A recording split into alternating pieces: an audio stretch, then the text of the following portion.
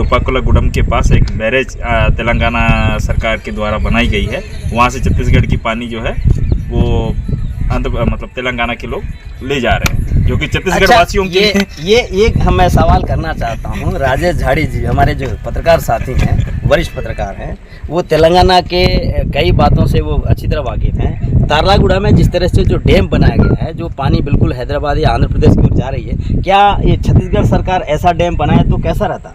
नहीं, ये तो बहुत अच्छी बात है, लेकिन छत्तीसगढ़ सरकार ऐसे पहल कर ही नहीं रही है। जो इतने सारे पानी को जो है ना आंध्र प्रदेश तेलंगाना ले जा रही है, यहाँ का पानी को अपन किसान लोगों के लिए पीने के लिए उपयोग करें तो और बढ़िया रहता। इस पर जो है सरकार और यहाँ पे प्रशासनिक के लोग, यहाँ के नेता इस चीज़ पर ध्यान देना चाहिए। जिस तरह से यहाँ पे किसानों की जो समस्या है, खास करके सिंचाई को लेकर के काफ़ी समस्या है। यहाँ केवल ऊपरी बारिश के ही उससे भरोसे अपना कृषि करते हैं। ऐसे में सरकार को यदि ऐसे नदियों को बांध बनाकर यदि रख दिया जाए तो क्या ये किसानों के लिए सहूलियत नहीं हो सकता है? जी बिल्कुल हो सकता है, सहूलियत होगा। किसान यहाँ के बीजापुर जिले के किसान हैं, डबल फसल भी ले सकते हैं। जिस तरह से इंद्रावती नदी एक जीवनदायिनी नदी है, यह नदी उड़ीसा के कालाहांडी जिले से, फिलहाल हम नवरंगपुर जिले कह सकते हैं, नवरंगपुर जिले से निकली है, इंद्रावती गांव से, तो नाम इसका इंद्रावती पड़ा। और ये नदी शुरू में तो काफ़ी कम चौड़ी है, पर धीरे धीरे आते हुए काफ़ी चौड़ी हो गई है। हम तीमेड़ में ही खड़े हैं। तीमेड़ का यह सड़क है जो बीजापुर और महाराष्ट्र को जोड़ती है। बिल्कुल आप देख सकते हैं, बिल्कुल यहाँ से आपको दिखाई दे रहा होगा महाराष्ट्र का वो जो नज़ारा है, बिल्कुल महाराष्ट्र का सीमा हम कह सकते हैं। ये जो इंद्रावती नदी है बिल्कुल ये छत्तीसगढ़ की सीमा पर स्थित है। और यहाँ का जो पानी है, जिस तरह से आप पानी का भराव, जो जल भराव देख सकते हैं, थमा हुआ है, पानी का बहाव काफ़ी कम है। और जिस तरह से देखा जा रहा है बिल्कुल लबालब भरा हुआ है। तो कहीं ना कहीं ये जो पानी है इसका पूरा लाभ आंध्र प्रदेश और तेलंगाना को मिल रहा है। इसमें छत्तीसगढ़ सरकार को यदि करना चाहे, इस तरह का डैम बनाना चाहे तो काफ़ी सहूलियत मिल सकता है। हमें राजेश जाड़ी भी हैं हमारे साथ, वो भी कुछ कहना चाहेंगे इस विषय में। देखिए, छत्तीसगढ़ सरकार इस पर अच्छी पहल करेगी या कहीं डैम बनेगा तो किसान लोगों के लिए रबी और खरीफ दोनों फसल का लाभ ले सकते हैं। पेयजल का भी उपयोग किया जा सकता है, जैसे नीमगढ़ जल है, यहाँ पे भी लगा हुआ है फिल्टर, वो शायद आप देख सकते हैं, है ना। इस प्रकार के लाभ मिल सकता है।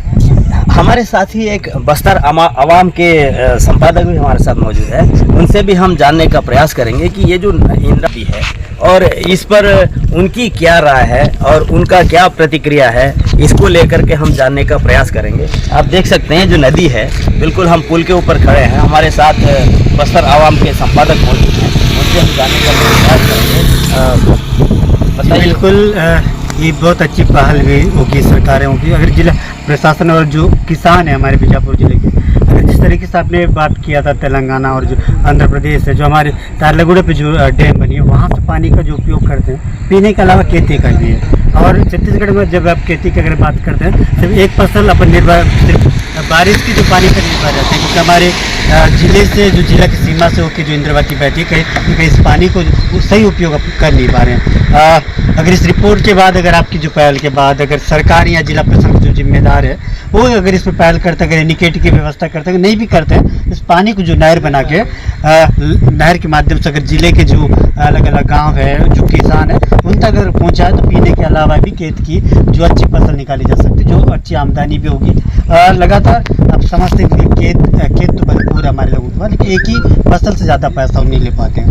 यही वजह है कि लगातार अब देखिए, विकास अगर बात करें, सड़कों के अलावा लाइट तो बनी है, लेकिन जो आमदनी लोगों की बढ़नी चाहिए, और आमदनी अगर बढ़ेगी तो संभवतः जो किसान के जो बेटे हैं, बेटियां तो अच्छी शिक्षा भी पाएंगे।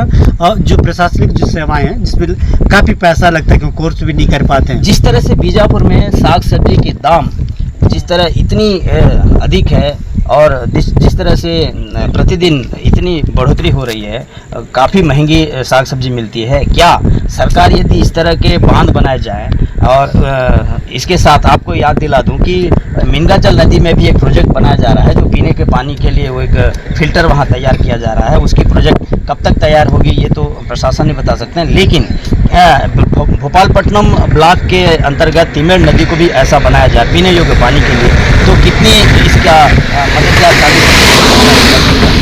बिल्कुल सही आपने कहा, क्योंकि आप बस्तर पार्टी के संपादक भी रहे, आप लगातार खबरें भी आप उठाते रहते हैं, लेकिन सही सवाल है, क्योंकि जब हमारे पास सब चीज़ है लेकिन हमारे पास जो फसल है वो नहीं निकाल पाते।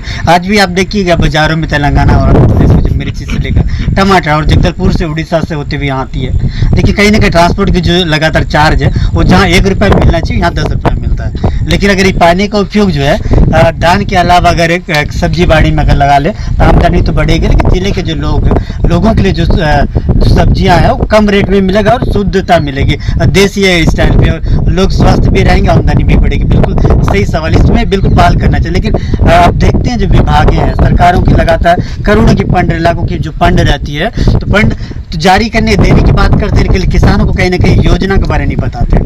उनको जो कई सामान देते हैं, सरकार की योजना काफ़ी रहती है, दरातल भी देखने को नहीं मिलता। लेकिन कहीं ना कहीं लोगों को बढ़ावा देने को सरकार को पहल करना पड़ेगा, और जो जिला प्रशासनिक जो पहल तो करते हैं, लेकिन ग्राउंड पर उनको बताना पड़ेगा यार ऐसा करना चाहिए। और इसकी जो शुरुआत है मुझे लगता है जो पामलवा है, मुझे कई कृषि विज्ञान केंद्र है वहाँ पर किसानों को बढ़ावा देने को बताना चाहिए और अच्छी पहल भी होगी।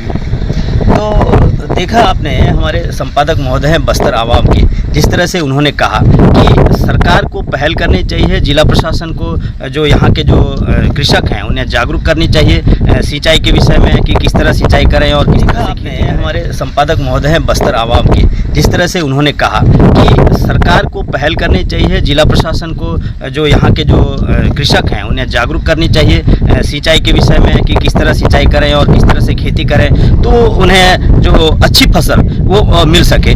और जिस तरह से हम ये वाटर प्लांट की बात कर रहे हैं, जो प्रोजेक्ट अभी जो तैयार हो रहा है मिनगाचल की, तो इस तरह यहाँ पर यदि भोपालपट्टनम में तैयार किया जाए बड़े पैमाने पर, मेरे हिसाब से पानी का जो आवश्यकता है उसकी पूर्ति शायद इंद्रावती नदी से हो सकती है। जिस तरह से अभी जल भराव की स्थिति देख रहे हैं, यदि इस पर बांध बना दिया जाए तो क्या कहते हैं? जी बिल्कुल सही बात है, क्योंकि मिनगाचल सबसे बड़ी प्रोजेक्ट है और क्षेत्र में जैसे पानी की गर्मियों के दिन में पहाड़ में बसा हुआ है, पानी की स्तर नहीं कहीं ना कहीं किल्लत देखने को मिलता है।